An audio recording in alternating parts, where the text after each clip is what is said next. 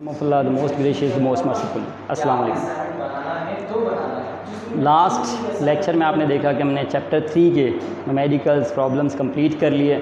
Chapter 3 के problems को मैंने आपको बीच बीच में कुछ असाइनमेंट के तौर पे, आप वीडियोस को दोबारा से गौर से प्रॉब्लम्स की सारी वीडियोस को देखिएगा, उसमें जो भी मैंने प्रॉब्लम्स असाइनमेंट के तौर पे आपको दिए हैं, उन असाइनमेंट प्रॉब्लम्स को आप सॉल्व करके मंडे के दिन आप स्कूल में सबमिट करवा दीजिएगा। मंडे को आपको देने वो असाइनमेंट।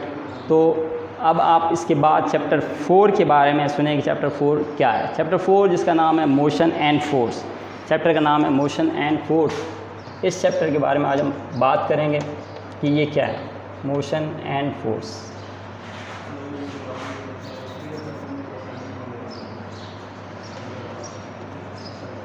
ये चैप्टर 4 हमारा नेक्स्ट चैप्टर है। इस चैप्टर में हम मोशन के बारे में तो पहले पढ़ चुके, फोर्स और मोशन दोनों का मिलाकर पढ़ रहे हैं। तो फोर्स एक नई टर्म है, इसके बारे में बात करेंगे। फोर्स है क्या? फोर्स को जो आप बुक में डेफिनेशन देखेंगे वो पहले मैं डिस्कस करूँगा, उसके बाद फोर्स की डिफरेंट एग्जांपल्स से समझाऊँगा फोर्स है क्या। देखिए, फोर्स की डेफिनेशन बुक में ये लिखी है कि force is an agent which produces और tends to produce motion in a body और विच स्टॉप्स और tends to stop motion of a body. तो ये फोर्स की एक डेफिनेशन बुक में लिखी हुई है। दूसरी डेफिनेशन आप यही बोल सकते हैं, फोर्स इज़ पुश और pull exerted by one body on another body. Push या पुल, किस चीज़ को खींचना या धकेलना, ये भी फोर्स कहलाती है। जैसे हम सपोज़ एक गाड़ी को धकेलते हैं तो ये भी फोर्स है। गाड़ी को आप अपने से अवे पुश करते हैं, ये भी एक फ़ोर्स है। इसी तरह से आप अपनी तरफ खींचते हैं, पुल करते हैं, ये भी एक फ़ोर्स है। तो फोर्स डिफरेंट तरीके से हो सकती है। फोर्स ये भी है कि अगर हम क्या करते हैं कि कोई भी चीज़ उठाते हैं उसको भी फोर्स के साथ उठाना पड़ता है, फोर्स लगानी पड़ती है। तो फोर्स डिफरेंट तरीके से हम लाइफ में फ़ोर्स को देखते हैं। तो ये फ़ोर्स है। फोर्स की डेफिनेशन मैंने आपको बता दी, बुक में यही डेफिनेशन आपको मिलेगी।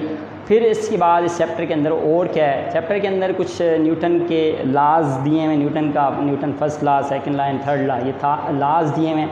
न्यूटन लाज के अलावा चैप्टर के अंदर मोमेंटम के बारे में, लॉ ऑफ कंजर्वेशन मोमेंटम के बारे में, पुली के 2 केसेस हैं उसके बारे में, उसके अलावा फ्रिक्शन के बारे में कुछ बातें बताई गई हैं। एडवांटेज क्या हैं, डिसएडवांटेज फ्रिक्शन के क्या हैं, और उसके रिड्यूसिंग के मेथड्स कौन से हैं, फ्रिक्शन को रिड्यूस करने के मेथड्स कौन से हैं। ये तो चैप्टर 4 के अंदर दिया हुआ है। अब चैप्टर 4 में हम जो पढ़ने जा रहे हैं वो है नेक्स्ट हमारा टॉपिक। फोर्स के बाद नेक्स्ट टॉपिक हम पढ़ेंगे फोर्स। अच्छा, फोर्स के बारे में कुछ और बात भी मैं आपको बता दूं, थोड़ा सा और डिटेल बता दूं। फोर्स को एक तो हम डेफिनेशन मैंने आपको बताई, फोर्स की डेफिनेशन हो गई। मतलब फोर्स के बारे में आपको जो बातें जाननी है, एक तो आपको पता चल गया इसकी डेफिनेशन आप अच्छी तरह से याद रखें। फोर्स को हम उसके बाद रिप्रेजेंट करते हैं कैपिटल F से, मतलब इसका सिंबल जो है F सिंबल है। इसी तरीके से फोर्स एक वेक्टर क्वांटिटी है, ये बात आपको मालूम होनी चाहिए। फोर्स एक वेक्टर क्वांटिटी, फोर्स की एक डायरेक्शन होती है, हम किस डायरेक्शन में फोर्स लगा रहे हैं।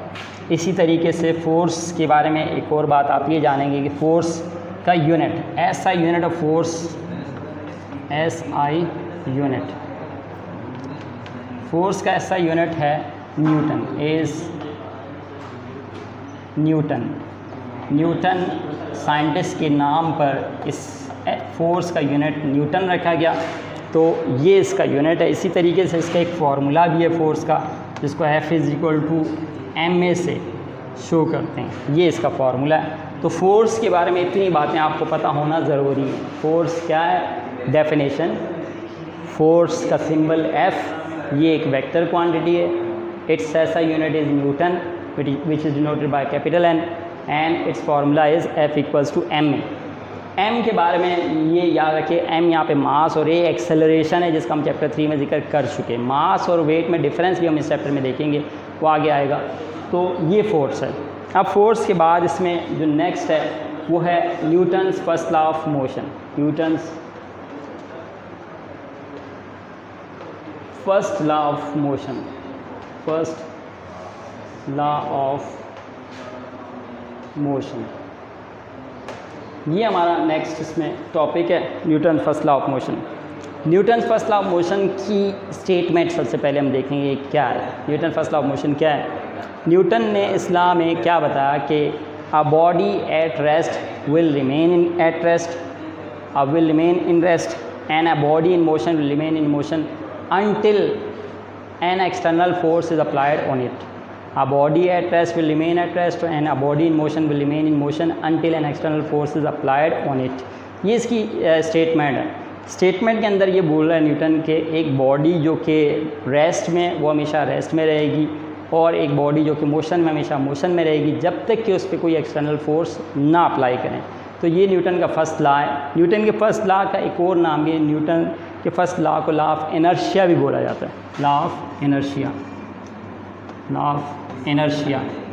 इस इनर्शिया के बारे में भी आपको जानना ज़रूरी है कि इनर्शिया क्या है। तो इसकी इनर्शिया और इसकी एग्जांपल्स क्या हैं, इसके बारे में हम नेक्स्ट वीडियो में बात करेंगे। इस वीडियो के अंदर आप इसको अच्छी तरह से याद कर लें स्टेटमेंट को, और इसी के बारे में बता चुका कि इसको लॉ ऑफ इनर्शिया भी बोला जाता है। इसके बाद आपको मैं इन दोनों की इस लॉ की एग्जांपल्स और प्लस इनर्शिया की डेफिनेशन नेक्स्ट लेक्चर में बताऊँगा। अल्लाह हाफ़िज़।